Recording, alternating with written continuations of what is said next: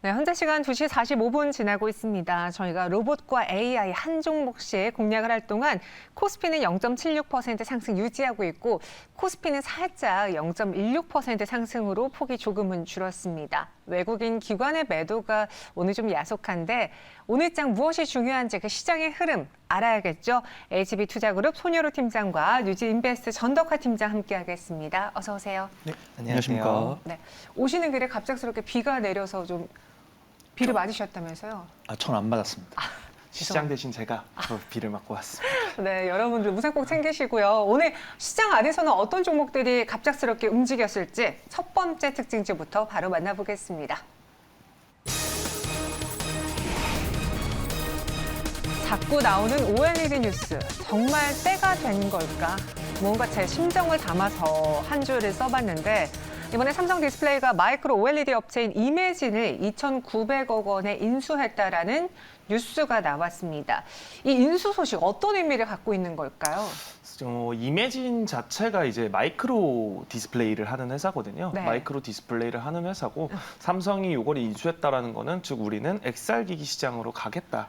네, 이런 좀 시장을 반응으로 우리가 볼 수가 있습니다. 사실 뭐 삼성전자가 얘기했던 게 이번에 이재용 이제 회장으로 취임되면서 했던 버킷리스트 같은 게 있습니다. 네. 첫째가 이제 반도체 우리가 다시 1위 하겠다. 그리고 XR 기기, VR 기기, 메타버스 시장 우리가 하겠다. 그리고 로봇 하겠다. 뭐 이런 얘기를 많이 했었거든요. 뭐 일가구 일로봇 이런 것들 얘기했었기 때문에 로봇은 뭐 이제 레인보우 로보틱스를 통해서 이제 인수를 진행했던 부분이고 이번 이매진을 인수했다라는 거는 즉 뭐 XR 기기 시장으로 우리가 조금 더 사업 역량을 강화하겠다라는 의지로 받아들일 수가 있습니다. 이매진 같은 경우에 이제 국내 기업이 아니라 미국 기업인데요.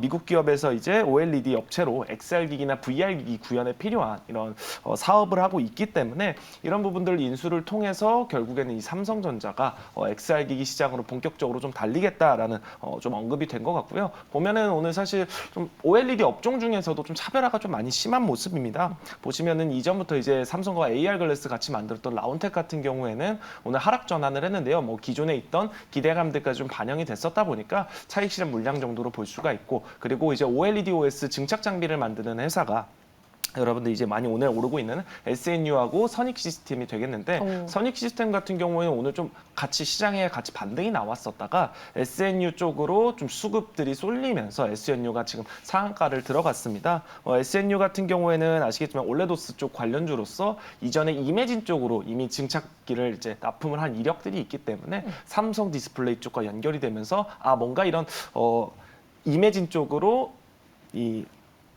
죄송합니다. 마이크로 OLED 네. 쪽으로? SNU가 네. 이매진 쪽으로 납품을 하고 이매진이 삼성 디스플레이 쪽으로 납품을 하면서 이제 좀 어떠한 밸류 체인이 생겼다. 그렇다고 했을 때는 좀 시장에서는 차라리 제대로 직접 수혜주를 받는 애를 담아보자라는 식으로 좀 상한가에 들어간 것 같고 이러면서 좀 종목별로 차별화되는 모습들을 좀 보여주고 있습니다. 그래서 오늘 시장에서 이 뉴스 때문에 OLED 주들이 다 같이 급등하기보다는 좀 선별된 양상을 보이는 게 이매진과 정말 연관이 있느냐. 그리고 이 이매진을 인수한다는 거는 이 XR, VR 기기 시장으로의 사업 영역을 확대하려는 삼성의 포부를 봤기 때문에 또 그와 관련된 종목들의 주가 움직임이 유독 더 컸습니다. 그래서 제가 이렇게 어제도 OLED 이야기 나오고 오늘도 OLED 나오니까 진짜 디스플레이를 사야 될까라는 생각에 팩트 체크가 필요할 것 같아요. 전반적으로 소비 침체로 인해 지금 판매되는 뭐 대형 패널이라던가 대형 TV, OLED TV 출하량은 줄었다고 들었는데 이것도 문제되는 거 아니에요, 나중에? 네, 우선 저도 참 아쉬운 게 일단 우리가 뭐 삼성전기나 LG 디스플레이 같은 뭐 OLED 관련 기업들 실적을 꾸준하게 보고 있는데 네. LG 디스플레이가 지금 적자로 전환된 다음에 흑자로 전환될 것이라는 기대감 사실 반년 이상 좀 진행이 된 거다라고 판단되고 있고요. 어떤 경기 침체 우려나 시장의 바닥 확인, 그다음에 오늘도 이제 OLED 관련 뉴스가 나왔지만 사실 예전에도 이제 삼성 디스플레이랑 LG 디스플레이가 손을 잡겠다고 하면서 디스플레이 관련 종목들에 대해 온기가 들어온 적이 있습니다. 근데 그 뒤에 유감스럽게도 LG 디스플레이가 1, 4분기 역시도 적자를 기록을 하면서 어떤 실망 매물이 나오는 모습이에요. 근데 지금 오늘 같은 경우는 어떤 뭐 기업 이매진 기업 인수 뉴스가 나오고 있고 이재용 회장의 야심작 퀀텀닷 OLED 해외에서 극찬이 나오고 있는데 사실 그런 어떤 성능의 개선, 그다음에 어떤 기술력의 개발 이런 것도 우리가 박수 쳐줄 수 있지만 우리가 휴대폰이나 뭐 스마트폰이나 자동차를 하더라도 성능은 정말 좋은데 우리가 정말 필요할까? 이런 부분에서 판매가 좀 촉진되려면 어떤 인플레이션 우려도 사라지고 우리의 호주머니도 좀 두꺼워져야 된다고 판단되고 있고요.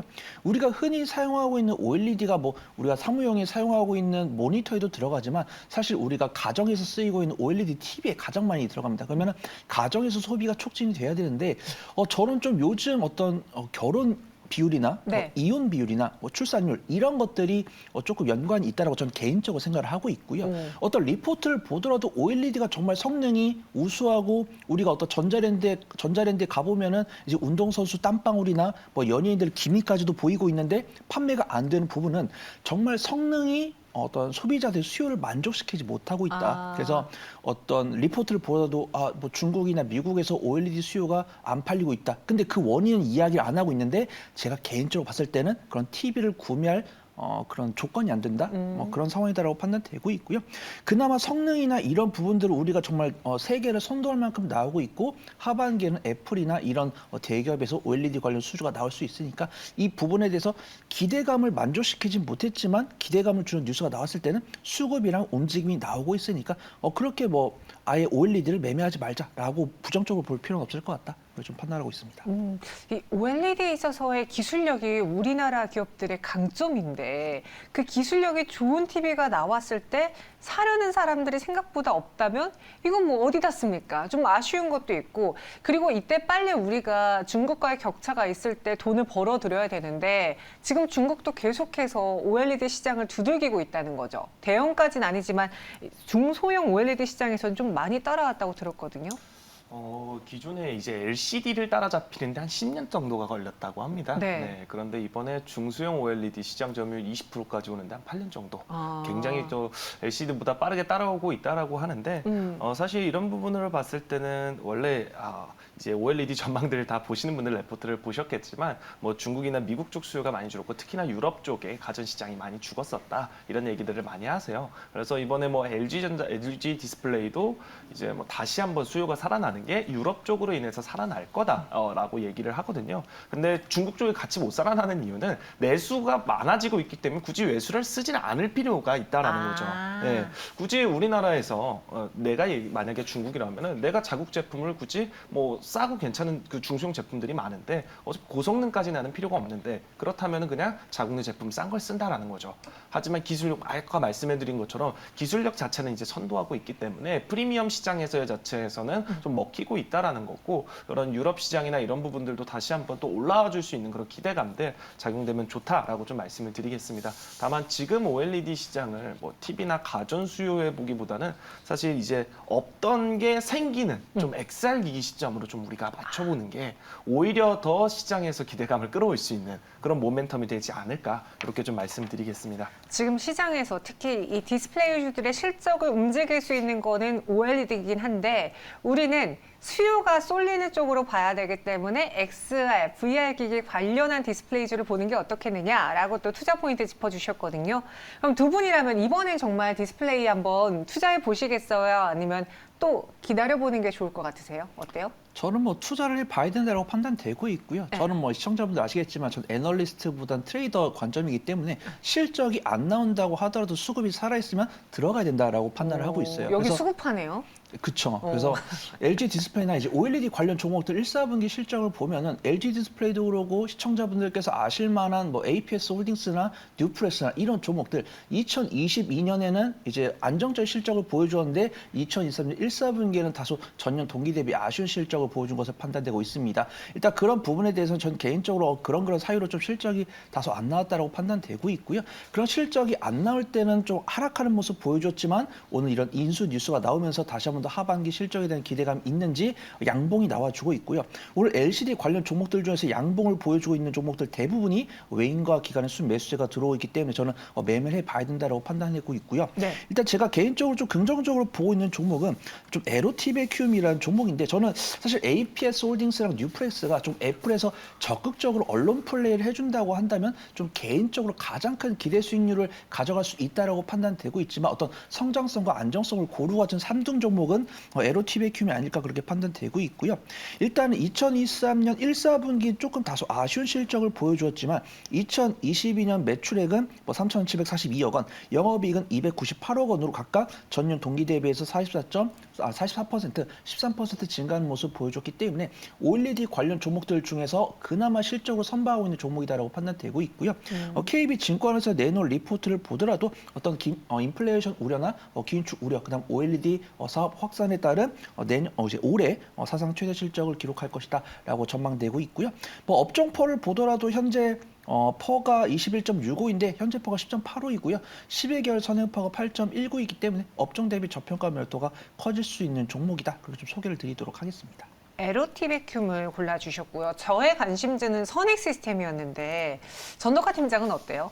아까 비교해드렸는데 선익 시스템과 네, SNU를 이렇게 둘 다 같은 이제 OLED OS를 만드는 회사라서 네, 굉장히 또 둘 다 나쁘지 않은 회사지만 그래도 좀 수급이 강하다면은 SNU를 좀 추천을 드리고 싶었는데 저희 오늘 또 상한가 마감을 했어요. 맞아요. 대본 주실 때만 해도 상한가가 아니었는데. 네, 그래가지고 그래서 그럼 또 뭐가 좋을까 해서 봤더니 엔젯이라는 회사가 있습니다. 최근에 실적 발표를 하면서 굉장히 좀 조정이 나왔었던 종목인데요. 좀 또 애플 쪽에서는 아시겠지만 또 자기네들이 LCD를 직접 만들겠다 뭐 이런 이야기들을 많이 하고 있습니다. 그러면서 그런 기대감들도 작용할 수가 있고 결국에 LCD, OLED 이런 것들을 만들 때 칩을 전사해 주는데 그 칩들이 불량이 생기면은 이 노즐로 하나씩 빼주면서 새로운 칩으로 이렇게 만들어주는 그런 이 프린트를 만들어주고 있습니다. 그렇기 때문에 국내에서도 기술적인 부분에서는 엔젯이 좀 독보적인 모습이고 그리고 OLED 쪽에서 소재 부품 장비를 전부 다 자기네들 걸로 하고 있기 때문에 그런 부분에 있어서 꾸준히 또 매출이 나와줄 수 있는 밸류도 가지고 있고요. 그래서 지금 만약에 애플 쪽으로도 이미 이제 핸드폰 보시면은 핸드폰 전면 카메라를 보시면 앞에 동그란 카메라 안에 그 검은색으로 이렇게 칠해져 있는 부분들이 있을 거예요. 테두리가요? 네, 펀치홀이라고 하는데 그걸 이제 또 애플 쪽으로 납품을 하기 시작했거든요. 애플 쪽과 기대감이 연관되면서 LCD 쪽, 이제 프린트 잉크젯 장비들, 잉크젯 프린팅들, 복합기들 이런 것들을 계속해서 만들어줄 수 있는 엔젯 다시 한번 좀 관심 가질 필요가 있고 그리고 SNU가 만약에 내일 우리가 다시 한번 기회를 준다면은 네, 포기하실 필요는 없을 것 같습니다. 오, SNU가 내일 살짝 우리에게 매수 기회를 준다면은 그때는 동참해도 괜찮지 않겠느냐. 두 분 모두 다 약간 이벤트 그리고 수급이 쏠리고 있는 이 OLED 시장을 눈여겨봐야겠다라고 의견을 일치시켜줬습니다. 이어서 두 번째 실시간 특징주 만나보시죠. 한화가 통신사업자로 제4통신사로 급부상하고 있습니다. 이번에 기간통신사업자 등록을 추진하고 있다고 하는데 보니 저궤도 위성통신 사업이라고 하더라고요. 이거는 기존의 그냥 일반 통신사하고는 좀 다른 내용인지 제가 공부를 하다가 포기했어요. 이건 그냥 팀장님에게 들어야겠다. 준비해 오셨습니까? 네, 우선 한화는 아시다시피 지주사 역할을 하고 있고요. 네. 엄밀히 말하면 기간통신 사업자는 이제 한화 시스템이 이제 원앱이랑 진행을 하고 있는 건데 기간통신 산업자에 대한 규정은 동일합니다. 이제 정부에서 허가를 받은 다음에 일정 통신망을 가지고 어떤 민간 공공으로 서비스를 제공하는 걸 기간 산업자라고 판단하는데 일단 지금 우리가 SK나 KT나 LG 같은 경우는 이제 CDMA라고 해가지고 기지국을 세운 다음에 전파를 통해서 서비스를 제공을 하는 건데 그런 부분들 우리가 산에 올라가면 잘 안 터진다던가 이런 좀 저항이 있는데 이제 지금 하나에서 진행하고 있는 거는 좀 스페이스 X가 진행하고 있는 스타링크 코리아라고 해가지고 인공위성 하늘에 소형 위성을 띄워서 조금 더 깔끔하게 쾌적하게 좀 서비스를 진행하는 것을 판단을 하고 있고요. 일단은 현재 진행 과정까지는 신청서를 구비 단계이고 올해 관련서를 제출한다는 것을 목표로 하고 있고요.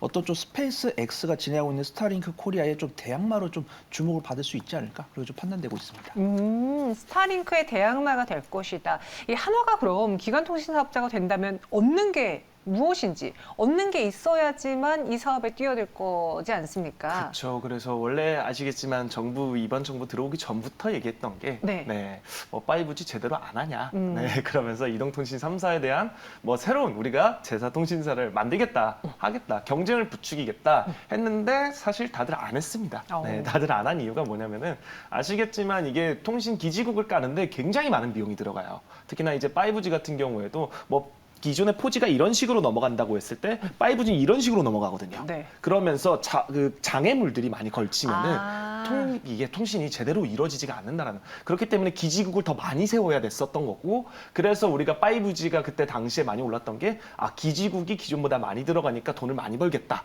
했던 건데, 근데 그만큼 투자 비용이 많이 들었다라는 거죠. 그래서 못하던 거를 하나가 그럼 차라리 우리 기지국을 좀 덜 짓고 위성으로 해보자. 그러면은 투자 비용이 좀 더 적을 거고, 우리가 또 방산도 잘했으니까 방산 쪽으로도 연결을 해가지고 위성 통신을 만들 수도 있겠다.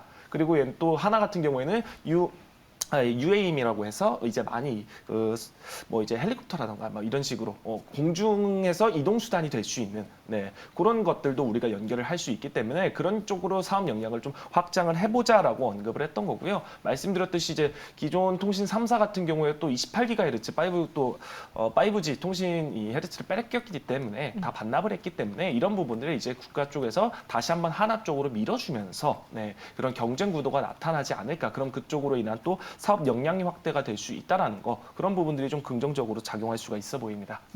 그래서 위성통신망을 활용해서 이 사업을 펼치려고 하는데, 그럼 이 뉴스 오늘 뭐 단독 보도로 속보처럼 이렇게 나오긴 했는데 우리가 돈이 될 만한 뉴스로 봐도 되는 건지 투자 포인트를 여기서 찾아볼 수 있을 것 같아요? 네, 우선 좀 돈이 될 거다라고 판단하고 있습니다. 일단 한화가 SK, LG, KT처럼 동일한 통신 방식으로 제사 이동통신 사업자가 되라라고 하면 이제 한화가 안 하겠다고 했겠지만, 네. 그래도 어떤 인공위성 사업을 진행하고 있는 와중에서도 인공위성을 활용한 통신 사업을 진행하겠다고 하니까 한화 입장에서는 자기들한테 그나마 좀 비용을 줄여줘. 왜냐면 좀 하던 거에서 조금만 더 넓히면 되니까. 그래서 어떤 비용에 대한 좀 부담이 없었는지 그걸 흔쾌히 받아들였고, 2021년 부터 진행하던 사업이 어떤 좀 가시화가 된다라고 판단하니까 좀 공격적으로 좀 이제 단독 보도를 내민 것으로 판단되고 있고요. 일단 한화에 대한 수급 동향을 보더라도 최근 4개월 동안 외인과 기관의 싸그레 순매수가 나왔는데, 오늘 이런 공개가 오픈됐음에도 불구하고 외인과 기관의 싸그레 순매수가 유지되는 모습이고요. 사실 뭐 한화 시스템, 한화 에어로스페이스 분명 다른 종목들이지만 어느 정도 이제 공통 분모가 있는 거죠. 네. 그렇기 때문에 어떤 한화 에어로스페이스에 대한 투자가 조금 부담스러우신 분이라고 한다면 한화 시스템이랑 한화 좀 동시에 좀 관심 있게 보시면 좋을 것 같은데, 어떤 아직 상승하지 못한 탄력이나 그다음에 어떤 일단 지주사 할인을 주더라도 한화가 너무 저평가더라고요. 그래서 업종퍼가 13인데 한화가 업종퍼가 이 정도 되니까 정말 지주사인 걸 고려하더라도 너무 저평가가 강하고, 지금도 외인과 기관의 강한 순매수가 들어오기 때문에 조금 중장기적으로 가져갈 수 있는 어떤 안전자산의 일환으로 새로운 통신사를 찾으시는 분야한다면 한화 좀 지켜봐도 좋을 것 같다. 그렇게 말씀드려보도록 하겠습니다. 오히려 지금 손여로 팀장은 한화를 공략하는 게 어떻겠느냐라고 의견 주셨고, 이 인공위성 그리고 위성, 저궤도 위성 이런 우주 항공 쪽으로 본다면 이 역시도 돈이 될 만한 뉴스일까요? 네, 그래서 저는 이제 팀장님과 좀 다르게 차라리 아래쪽 벤더사, 부품 애들이 또 빠르게 투자가 될 테니까 그런 쪽으로 좀 찾아보자 해서 세트레이 가이를 가지고 왔고요. 이제 세트레이 가이 같은 경우 이대 주주가 또 하나 에어로스페이스입니다. 하나 자체가 이제 테마성으로 움직이는 종목 자체가 아니기 때문에 이런 식으로 사업 역량이 확장이 된다라고 하면은 그런 이제 우주선, 이제 위성 장비들 쪽으로 좀 납품이 빠르게 이어질 수 있기 때문에 이 세트레이 가이를 좀 추천을 드리고요. 또 이전에 또 네이버하고 같이 한번 위성 영상 플랫폼 협약까지 진행을 했었던 부분이 있다 보니까 이런 기대감들 시장에서 가시화되기 때문에 우리가 한번 관심 가질 필요 있어 보입니다. 세트레 가이를 보자. 차라리 나는 그 밑에 있는 벤더사를 보겠다. 한화, 세트레 가이 두 개가 나왔습니다. 돈이 될 만한 뉴스라는 거를 살짝 볼 수 있었고요. 마지막 실시간 특징주 넘어가 보시죠. AI 시장의 선도주자인 엔비디아가 움직입니다. 오늘 최현덕 매니저도 이 시장에서 공략주를 하나 꼽아봤는데, 엔비디아가 서비스나우와 기업용 생성 AI 개발을 위한 파트너십을 체결했거든요. 요거 어떤 내용인지 전해주시죠.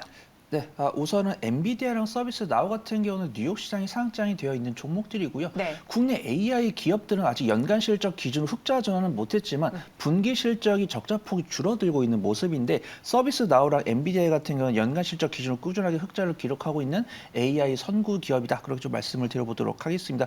우선 엔비디아 같은 경우는 이제 GPU를 생산하고 있는 뭐 소프트웨어 개발이나 어떤 GPU 생산 기업이라고 보시면 좋을 것 같고, 서비스나우 같은 경우는 어떤 우리가 뭐 어떤 사내 메신저나 어떤 메신저처럼 어떤 업무를 효율화할 수 있는 어떤 플랫폼 사업을 진행을 하고 있다고 판단되고 있고요. 엔비디아가 지금 서비스 나우가 진행하고 있는 플랫폼을 위한 맞춤형 언어 모델을 개발하겠다는 목표로 협업을 진행하면서 AI에 대한 기대감이 좀 나오고 있는 것으로 판단이 되고 있습니다.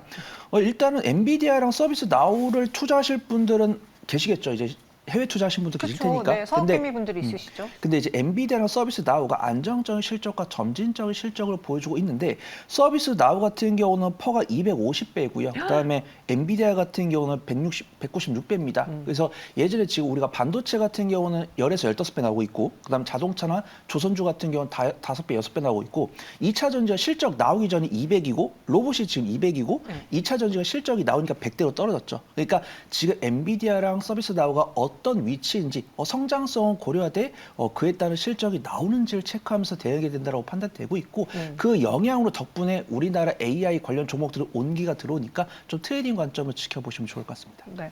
국내 시장에서는 지금 뭐 AI 테마의 대표 주자는 뭐 셀바스 A, 솔트룩스, 오픈엣지 테크놀로지 이런 기술 관련주들이고 미국 증시에서는 엔비디아, 그러니까 반도체 쪽에 더 부각을 받는 것 같거든요.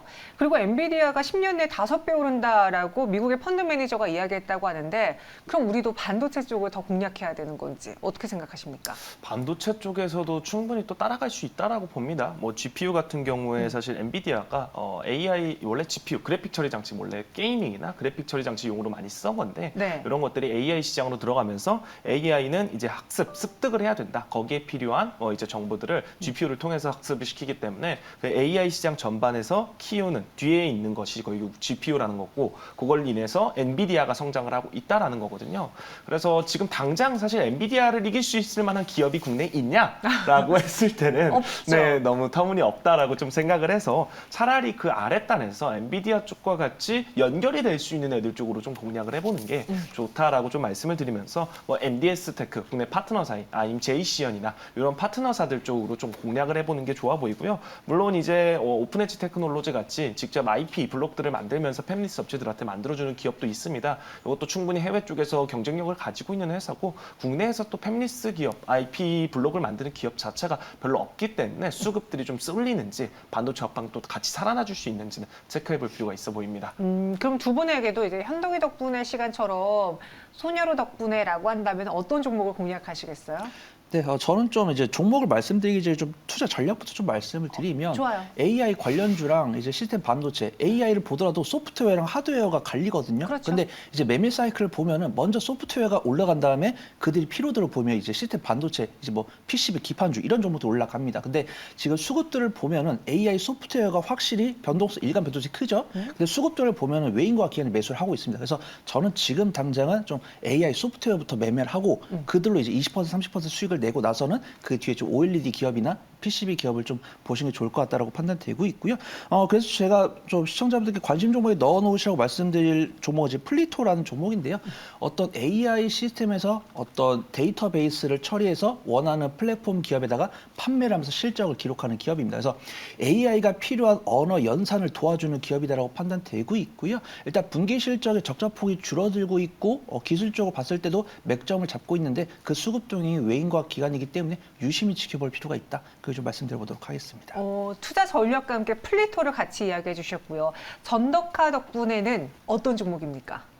미리 죄송합니다라고 말씀을 드리면서 네. 셀바스 AA라고 좀 물려 있으신 분들이 많으실 것 같아서 네, 또 그리고 겹치네요, 현동님하고요. 네. 근데 사실 결국 모든 AI는 사람과의 커뮤니케이션이 필요합니다. 네. 뭐 AI 음성 인식 시장이 없는 AI 시장은 그냥 반쪽짜리 산업이다라고도 많이 언급을 하는데요. 그런 것처럼 모든 결국의 AI들, 로봇들은 전부 다 사람과 소통이 돼야만 산업의 확장성을 가질 수 있다라고 판단을 하기 때문에 이 셀바스 AI 추천드리고 아까 말씀드렸던 것처럼 이 오픈엣지 테크놀로지 같은 경우에도 우리가 좀 반도체 쪽으로 또 좀 관심 가질 필요가 있어 보이면서 그 두 가지를 이렇게 좀 뽑아보겠습니다. 셀바스 AI와 오픈엣지 테크놀로지 이렇게 한 종목씩 전해 주셨습니다. 세 가지 실시간 특징 좀 알아봤고요. 두 분 여기서 보내드리죠. 설명 고맙습니다. 감사합니다.